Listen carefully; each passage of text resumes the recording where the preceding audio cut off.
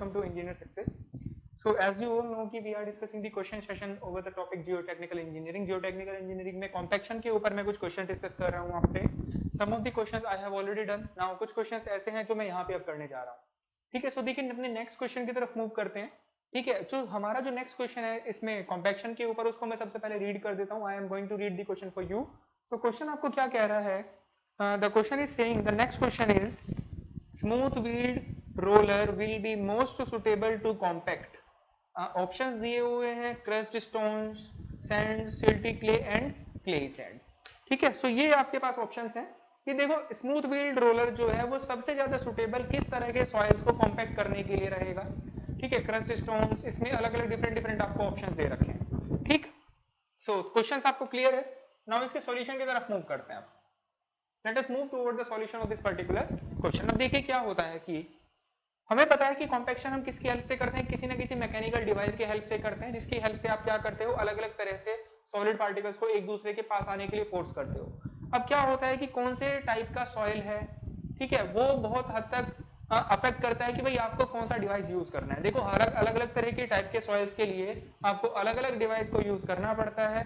So different devices will be suitable for different type of soils. तो मैं यहाँ पर आपको क्या बता रहा हूँ, कुछ अलग अलग डिवाइसेस मैं बता देता हूँ, मैकेनिकल डिवाइसेस जो कि आपकी अलग अलग तरह की सॉइल्स के लिए सुटेबल है. देखो कॉम्पैक्शन जो है, हम generally we will be doing the compaction with the help of rollers. We will be doing the compaction with the help of rollers. ठीक है, रोलर्स के साथ साथ आपका रैमर्स भी यूज किए जाते हैं. And we will be using the vibrators also. Vibrators भी यूज करते हैं हम.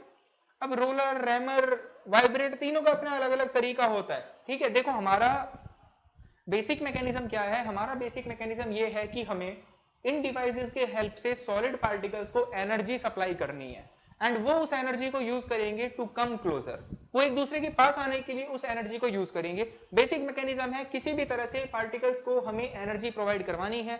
एंड उस एनर्जी को प्रोवाइड करने के लिए हम ये डिफरेंट डिवाइसेस यूज कर रहे हैं, जैसे रोलर, रैमर एंड वाइब्रेटर. अब तीनों डिवाइसेस जो हैं, हर एक डिवाइस का एनर्जी प्रोवाइड करने का तरीका अपना अलग अलग है. हर एक डिवाइस अपनी अलग अलग तरह से एनर्जी प्रोवाइड करवाती है. देखो रोलर के बारे में हम बात करें तो रोलर जो है बेसिकली हमारे पास 3 कैटेगरीज के रोलर होंगे.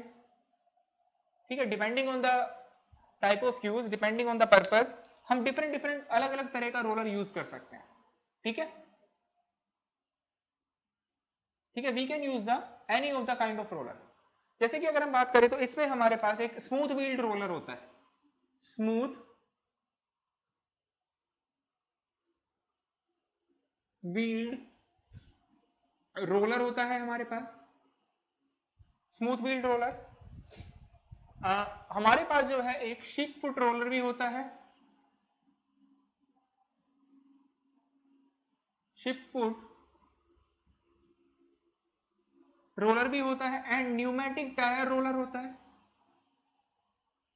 Pneumatic tyre roller.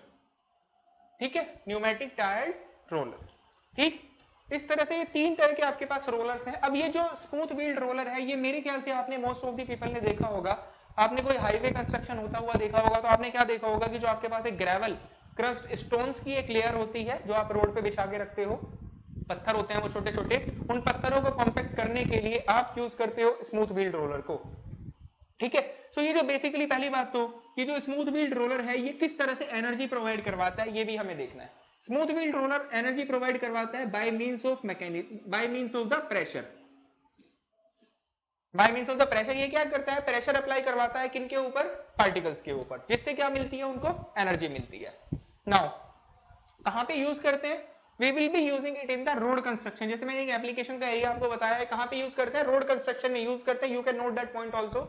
यूज करते हैं इन द रोड कंस्ट्रक्शन. और आप इसको यूज करते हो कहां पे, जैसे कि अगर हम बात करें कौन से टाइप के सॉइल के लिए अच्छा रहेगा, this will be suitable for the crust stones. जैसे ये मैंने आपको बता ही दिया कि जो छोटे छोटे पत्थर होते हैं आपके, क्रस्ट स्टोन्स जो होते हैं, क्रस्ट स्टोन्स के लिए ये स्मूथ व्हील्ड रोलर जो है सुटेबल रहेगा. सो यही आपका क्वेश्चन भी है. This is the answer of the question. Smooth wheeled roller will be more suitable for the crust stones, या फिर ग्रेवल्स आप बोल सकते हो. वो जो क्रस्ट स्टोन्स होते हैं वो बेसिकली ग्रेवल ही तो होते हैं, सो उनके लिए ये जो है सबसे सुटेबल रहता है। सो ये नोट डाउन आप कर सकते हैं point. Smooth wheeled roller pressure apply करता है, रोड कंस्ट्रक्शन में यूज होता है, सबसे ज्यादा सुटेबल रहेगा क्रस्ट स्टोन्स या फिर ग्रेवल्स के लिए। नाउ शिप फुट रोलर जो होता है इसके बारे में बात करते हैं। एक्चुअली शिप फुट रोलर जो होता है इसका क्या करता है, ये बेसिकली एक तरह से नीडिंग एक्शन की हेल्प से कॉम्पैक्शन करवाता है। नीडिंग एक्शन, देखो नीडिंग एक्शन का मतलब क्या है मैं आपको बताऊं। ये बेसिकली रोलर जो होता है ना, जैसे हमारे पास कोई एक टायर है, लाइक इस तरह का कुछ है, जैसे ये basically this is a tyre you are having, and इस टायर के सरफेस पे इस तरह से छोटे छोटे निडल टाइप होते हैं। ठीक है, इस तरह से क्या होता है, निडल, निडल आप जानते होंगे कील्स टाइप के होते हैं, जिनको हम बेसिकली जैसे कि मैं आपको बताऊं सिंपल से ऑब्जर्वेशन में अगर आपको दूं, जैसे आपने कभी क्रिकेट जो होता है, क्रिकेट में यूज होने वाले जो शूज होते हैं वो शूज देखे होंगे, उन शूज के बॉटम पे एक क्या होता है, एक थोड़ा सा स्पाइक्स जिनको बोलते हैं, स्पाइक्स बोलते हैं ना, बॉटम पे क्या होता है एक तरह से वो कुछ निडल निडल सी होती है छोटी छोटी। तो वही यहाँ पर भी सेम केस हो रहा है, रोलर है, रोलर के ऊपर क्या है, एक तरह से नीडिंग एक्शन है। ठीक है, नीडिंग, ठीक है, निडल टाइप का है जो उसको क्या करता है, कॉम्पैक्शन करने में हेल्प करता है सॉइल को। ठीक, अब ये बेसिकली जो होता है आपका, दिस इज मोस्ट सुटेबल होता है कोहेसिव सॉइल्स के लिए। कोहेसिव सॉइल लाइक आप जानते हो आपके पास क्ले होती है, ठीक है, क्लेस वगैरह के लिए ये जो आपका मेथड है वो सबसे ज्यादा सुटेबल रहता है। कि याद रखना है, पूछा जाता है ship foot roller will be suitable for the clayey soil, cohesive soils. ठीक है, अब बेसिकली पॉइंट ऑफ एप्लीकेशन में बताऊं अगर आपको, एक पॉइंट ऑफ एप्लीकेशन अगर मैं बताऊं, जो एक हमारा पास मान लीजिए कोई अर्दन डैम है, suppose you have earthen dam, earthen dam means the dam which is made up of the soil. Earthen dam का एक जो सेंट्रल पोर्शन होता है, बेसिकली कोर जो होता है उसका, अर्दन डैम है, ठीक है, अर्दन डैम का जो कोर पोर्शन होता है, इस कोर पोर्शन को कॉम्पैक्ट करने के लिए, बेसिकली इसको कॉम्पैक्ट करने के लिए आपका ये यूज किया जाता है शिप फुट रोलर। सो पहले बात तो पूछा जाए कि आपका शिप फुट रोलर जनरली आप कैसे कहां पे एप्लीकेशन देखोगे, for the core of an dam, for the core of a earthen dam. जैसे मैं यहां पे लिख देता हूं, किसके लिए सुटेबल है, कोहेसिव सॉइल्स, एंड यूज कहां पे, कोर ऑफ अर्दन डैम। ये डायरेक्ट क्वेश्चन बता रहा हूं मैं आपको जो पूछा गया है पहले। Core of earthen dam central portion होता है किसी डैम का, उसको कॉम्पैक्ट करने के लिए ये बेसिकली यूज किया जाता है। मान लो कि हम क्या करते हैं, कॉम्पैक्शन करके हम क्या करते हैं, इसकी परमेबिलिटी को रिड्यूस करवाते हैं। We will be reducing the permeability of this particular portion, जिससे कि जो डिस्चार्ज इसके अंदर से पास होगा, डैम के अंदर से जो पास होगा, वो काफी हद तक रिड्यूस हो जाएगा। आपको पता है कि परमेबिलिटी कम करने से, वो कॉम्पैक्शन करने से परमेबिलिटी कम हो जाती है। So as a result of the discharge passing through that particular dam will get reduced, वो भी क्या हो जाएगा, कम हो जाएगा। सो बेसिकली ये मैंने बता दिया कहां पे यूज करते हैं, क्या मैकेनिज्म है इसका एनर्जी देने का, ये नीडिंग एक्शन। ठीक है, अब स्मूथ फील्ड रोलर भी हमने देख लिया था, किसके लिए था, क्रस्ट स्टोन्स, क्रस्ट स्टोन्स के लिए था, this was for crust stones, crust stones के लिए था, ठीक है, या फिर ग्रेवल्स के लिए था। कहां पे यूज किया था, रोड कंस्ट्रक्शन में। अब न्यूमेटिक टायर के बारे में मैं आपके बात करूं, न्यूमेटिक टायर रोलर जो होता है, ये बेसिकली प्रेशर की हेल्प से भी कॉम्पैक्शन करवाता है, प्लस नीडिंग एक्शन की हेल्प से भी कॉम्पैक्शन करता है, यानी कि इसमें दोनों चीजें हो रही होती हैं एक साथ में। सो बेसिकली ये कॉम्बिनेशन है इन दोनों का, ऊपर जो है इन दोनों का कॉम्बिनेशन है। ठीक है, अब हम क्या करते हैं, हम इसको किसी भी तरह की सॉइल्स के लिए यूज कर सकते हैं। You can use it for all type of soils, all type of soils. ठीक, अब बात करते हैं रैमर की। देखो रैमर के बारे में हम बात करें, रैमर का जो बेसिकली मैकेनिज्म होता है एनर्जी प्रोवाइड करने का, वो होता है इंपैक्ट की हेल्प से। इंपैक्ट आप जानते होंगे, एक तरह से सडन लोडिंग होती है कि आप क्या करोगे, इस तरह से आपने मेरे ख्याल से कोई घर वर बनते हुए देखे होंगे, तो वहां पे आपने देखा भी होगा घरों को कॉम्पैक्ट किस तरह से करते हैं। आपके पास रैमर होता है, रैमर की हेल्प से आप इस तरह से क्या करते हो, कॉम्पैक्ट करते हो। वो बेसिकली आप क्या करते हो, उस सॉइल के ऊपर या जो भी आपके पास है उसके ऊपर क्या कर रहे होते हो, आप इंपैक्ट दे रहे होते हो, उसको एक सडन लोडिंग दे रहे होते हो, जिससे क्या होता है, वो उनको पार्टिकल्स को एनर्जी मिलती है और वो कॉम्पैक्ट होने लगता है। सो बेसिक मैकेनिज्म क्या है रैमर का, the basic mechanism of rammer is to provide the impact. ठीक है, अब ये जनरली हम किसी भी टाइप के सॉइल्स के लिए यूज कर सकते हैं, ऑल टाइप ऑफ के सॉइल्स के लिए यूज कर सकते हैं, for all type of soils, all type of soils के लिए हम इसको यूज कर सकते हैं। आप किसी भी सॉइल पर इंपैक्ट दे सकते हो, ठीक है, किसी भी सॉइल के लिए। ठीक है, जनरली यूज कहाँ करते हैं, अगर आपने देखा हो तो मेरे ख्याल से जैसे बेसमेंट्स होते हैं, घरों में जो होते हैं बेसमेंट होते हैं ना, बेसमेंट वगैरह में इसको यूज करते हैं, या फिर ऐसे जगह पे जहां पे स्पेस का रेस्ट्रिक्शन होता है, बेसिकली कन्फाइंड एरियाज जो होते हैं, कन्फाइंड एरिया जहां पे स्पेस का रेस्ट्रिक्शन होता है, वहां पे हम इसको यूज कर सकते हैं। तो कहां पे, basement walls, basements, confined areas में ये एप्लीकेशन है इसके। ठीक है, अब वाइब्रेटर की अगर हम बात करें तो जैसे नाम में लिखा हुआ ये वाइब्रेटर, इसमें कॉम्पैक्शन के लिए हम क्या करेंगे, इसमें कॉम्पैक्शन किया जाता है with the help of vibrations. Vibration, ये बेसिकली वाइब्रेशंस यूज किए जाते हैं to transfer the energy, and basically most suitable होता है किसके लिए, सेंट्स वगैरह में आपको अगर बताऊं, सेंट्स के लिए जनरली काफी हद तक सुटेबल होता है। ठीक है, सेंट्स के लिए।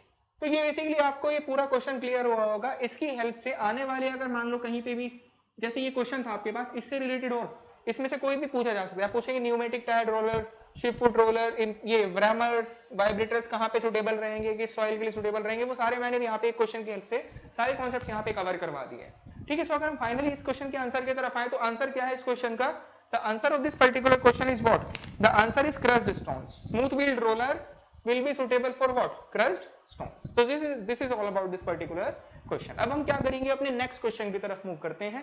ठीक है, तो आई होप ये क्वेश्चन आपको समझ में आया होगा। Let's move toward the next question. ठीक है, नेक्स्ट क्वेश्चन अपना रीड करते हैं सबसे पहले। तो नेक्स्ट क्वेश्चन में आपको क्या बताया जा रहा है कि to attain a lesser value of pore water pressure, to attain a lesser value of pore water pressure the soil should be compacted on, the soil should be compacted on, to attain a lesser value of pore water pressure the soil should be compacted on dry side of optimum, wet side of optimum, both sides are possible and at optimum moisture content. This is the question.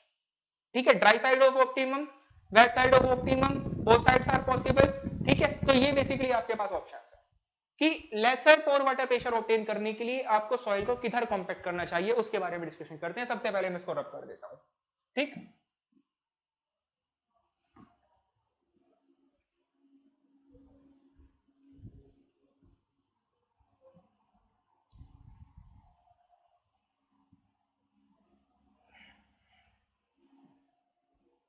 तो इसमें क्या है basically question में, अगर हम question की बात करें, आप पहले तो ये देखो कि ड्राई साइड ऑफ ऑप्टिमम और वेट साइड ऑफ ऑप्टिमम क्या है। कॉम्पैक्शन कर्व आपको सबको याद होगा, इस तरह का हमारे पास कॉम्पैक्शन कर्व था, समथिंग लाइक दिस।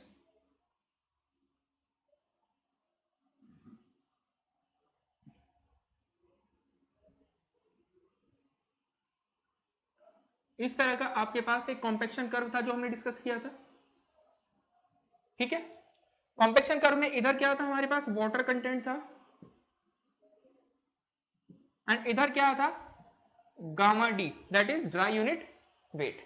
इस तरह से आपके पास एक कर्व था। ठीक, इस तरह से कर्व था। नाउ अब ये बेसिकली क्या था हमारे पास, दिस वाज द, ये जो वाटर कंटेंट है जिसपे हमें गामा डी की मैक्सिमम वैल्यू देखने को मिल रही है, जिसपे हमें गामा डी की मैक्सिमम वैल्यू देखने को मिल रही है, this particular water content is called optimum moisture content, that is OMC, and this is the maximum value of gamma D max. This is the maximum value of gamma D. ठीक है, gamma D max हो जाएगा। सो अब soil में ये तो optimum moisture content है, ये बेसिकली वैल्यू आप पता करते हो, ये आपको ऑलरेडी पता होगी किससे, जब आप लेबोरेटरी में टेस्ट करोगे, लेबोरेटरी टेस्ट के हेल्प से हम ये वैल्यू पता करते हैं।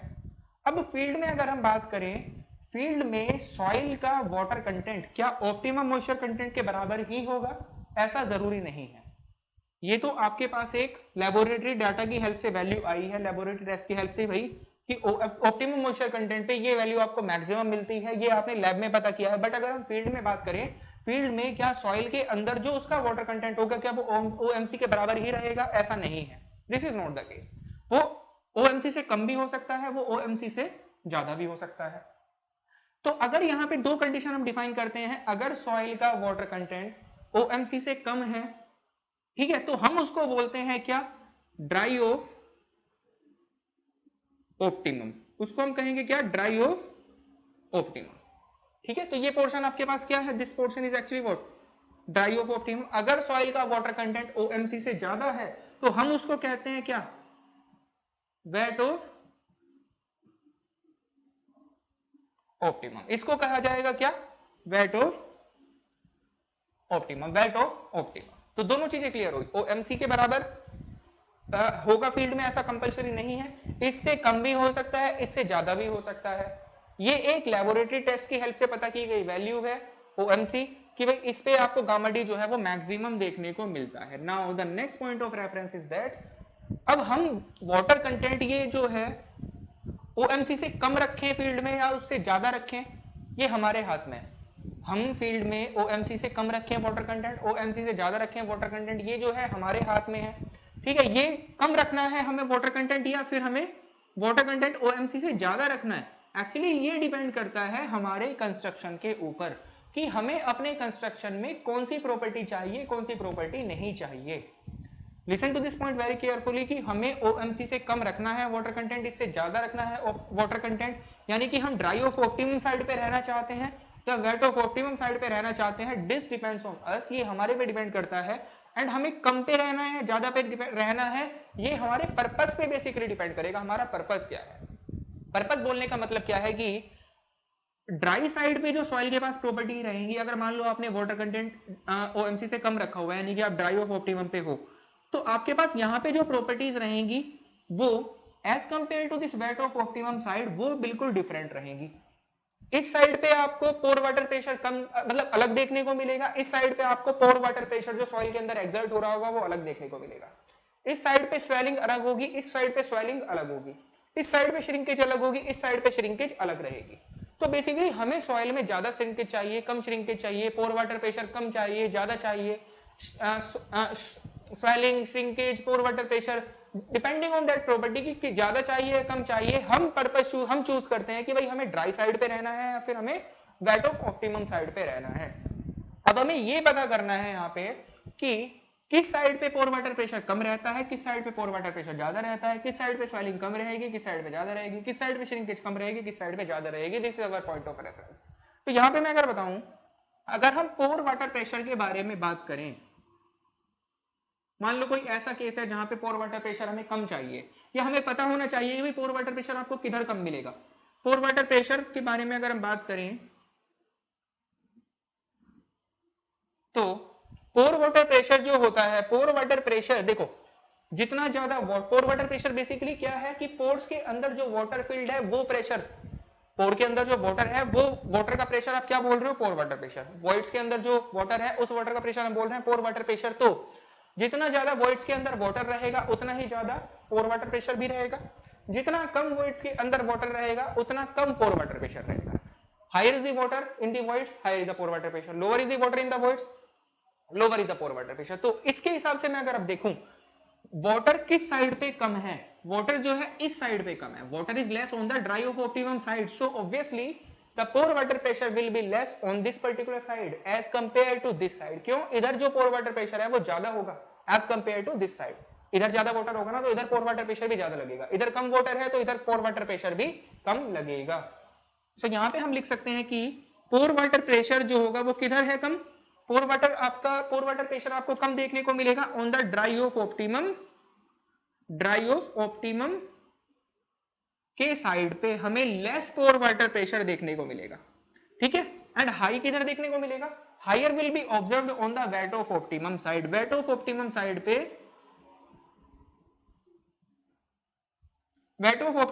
पे हायर पोर वाटर प्रेशर जो है वो हमें देखने को मिलेगा।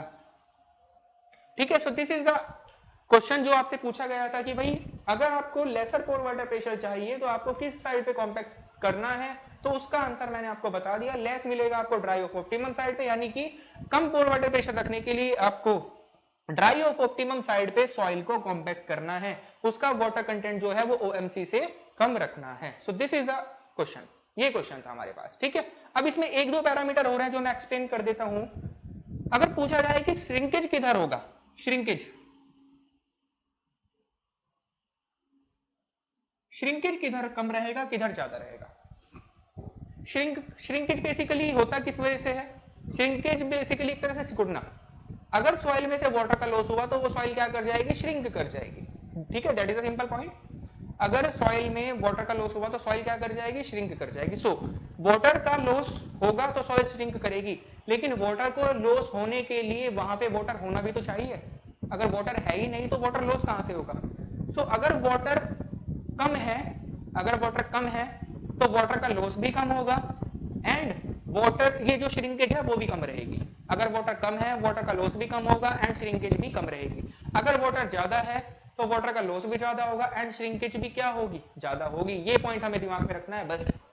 अब देखो वाटर कम किधर है, वाटर कम है आपका ड्राई ऑफ ऑप्टिमम साइड पे, तो वाटर लॉस कम किधर होगा, मतलब अगर वाटर कम किधर पे है, वाटर कम है आपका ड्राई ऑफ ऑप्टिमम पे, तो इधर की साइड से कम वाटर का लॉस होगा। अगर इधर की साइड से वाटर का लॉस कम होगा तो श्रिंकेज भी आपकी कम मिलेगी किधर, ड्राई ऑफ ऑप्टिमम साइड पर ही। लेस श्रिंकेज, ठीक है, लेस।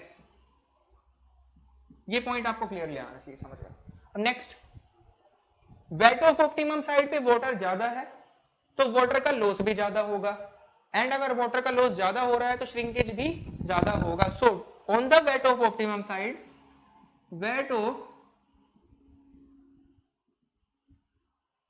ऑप्टिमम पे श्रिंकेज क्या मिलेगा हमें, हाइयर मिलेगा। Shrinkage will be observed as higher. Wet of optimum side पे shrinkage will be observed as higher. This is the point of reference, ये हमें समझना है, ठीक है, किधर कम होगा किधर ज्यादा रहेगा। This is the simple point जो हमें डिस्कस करना था यहाँ पे, ठीक है। ये सारी चीजें हमें पता होनी चाहिए कि तो अगर आपको श्रिंकेज कम चाहिए तो आपको ड्राई ऑफ ऑप्टिमम पे कॉम्पैक्ट करना है, अगर ज्यादा चाहिए तो आपको वेट ऑफ ऑप्टिमम पे कॉम्पैक्ट करना है। साथ ही साथ मैं आपको एक और पॉइंट बताऊं, ड्राई ऑफ ऑप्टिमम पे जो पार्टिकल होते हैं, पार्टिकल जो होते हैं सॉइल के, उनके बीच में इंटरमोलिकुलर फोर्सेस भी ज्यादा स्ट्रॉन्ग देखने को मिलते हैं। On the dry of optimum side the intermolecular forces between the particle is also observed to be high. इधर साइड पे अगर हम बात करें हाइयर इंटरमोलिकुलर फोर्सेस होते हैं, high intermolecular forces, high intermolecular forces हमें इस साइड पे देखने को मिलते हैं। So obviously dry of optimum पे इंटरमोलिकुलर फोर्सेस भी हाई हैं, साथ ही साथ वाटर की भी डेफिशिएंसी है, तो obviously on this side the shrinkage will be less.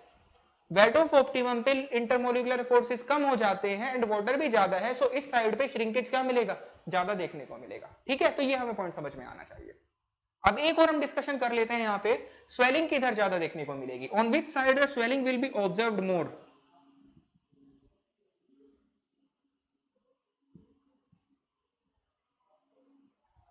Swelling, देखो मैं पहले आपको आंसर बता देता हूं उसके बाद एक्सप्लेनेशन देता हूं, पहले आंसर बताता हूं उसके बाद एक्सप्लेनेशन देता हूं। स्वेलिंग की अगर हम बात करें on the dry of optimum, dry of optimum पे हाई स्वेलिंग हमें देखने को मिलती है। High swelling is observed on the dry of optimum side, while on the wet of optimum, wait of optimum पे अगर हम बात करें, वेट ऑफ ऑप्टिमम पे हमें लेस स्वेलिंग देखने को मिलती है। अब इसका रीजन क्या है, देखो स्वेलिंग का मतलब क्या है, एक तरह से फूल जाना। स्वेलिंग मतलब हम सब समझते हैं एक तरह से एक्सपेंड करना, फूल जाना। अब क्या होता है कि वाटर, ये स्वेलिंग हो रही है किसकी वजह से, वाटर की वजह से। आपने वाटर ऐड करवाया, सॉइल जो है वो सडनली स्वेल कर गई, वाटर ऐड कराया सॉइल स्वेल कर गई। अब देखो अगर किसी सॉइल पे मानकर चलो कि पहले उस सॉइल के अंदर वाटर नहीं था, लेकिन आपने उसके अंदर सडनली वाटर ऐड कर दिया। पहले किसी सॉइल के अंदर मानकर चलो कि उसके अंदर पहले वाटर नहीं था, लेकिन हमने उसके अंदर सडनली वाटर ऐड करा। सो वो जो सडन वाटर ऐड हमने उसके अंदर करा है, वो सडन वाटर ऐड करने की वजह से क्या उसमें एकदम से प्रेशर क्रिएट होगा, ऑब्वियसली उसके अंदर प्रेशर क्रिएट होगा and because of that pressure वो सॉइल क्या कर जाएगी, स्वेल कर जाएगी। लेकिन अगर कोई ऐसी कंडीशन है कि उस सॉइल में ऑलरेडी वाटर था, उस सॉइल में ऑलरेडी वाटर था, तो वो सॉइल ऑलरेडी कुछ ना कुछ प्रेशर बियर कर रही थी, उसके पास अच्छी खासी एक थोड़ी सी, मतलब वो ऑलरेडी प्रेशर बियर कर रही थी कुछ ना कुछ। अगर आप उसमें थोड़ा बहुत और वाटर ऐड करोगे तो उससे कोई उस पर ज्यादा फर्क नहीं पड़ेगा। मैं आपको एक सिंपल सा एग्जांपल दूं कि अगर ऐसे समझ सकते हैं कि अगर किसी अनलोडेड चीज को सडनली हम लोड कर दें, किसी अनलोडेड चीज को अगर हम सडनली लोड कर दें, तो वो सॉइल, वो जो भी व्हाटएवर वो जो कोई भी चीज है जिसकी हम बात कर रहे हैं, वो एकदम से क्या मान जाएगी, प्रेशर मान जाएगी। अगर किसी अनलोडेड चीज को आप सडनली लोड कर दो तो उस चीज के अंदर क्या हो जाएगा, सडन प्रेशर क्रिएट हो जाएगा, जिसकी वजह से वो क्या कर जाएगी, स्वेल कर जाएगी। लेकिन अगर कोई चीज ऐसी है जो ऑलरेडी बहुत आपने लोड कर रखी है, आप उसके ऊपर थोड़ा बहुत और लोड अप्लाई करोगे तो उस पर कोई किसी तरह का फर्क नहीं पड़ेगा। ये यहाँ पे आपको पॉइंट याद रखना है स्वेलिंग समझने के लिए।